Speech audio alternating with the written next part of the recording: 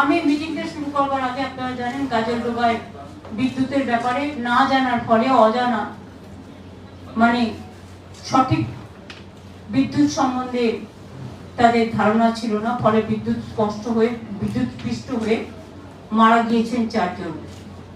তাদের ফ্যামিলি থেকে 2 জন এসছেন। আমি সুফলা দাস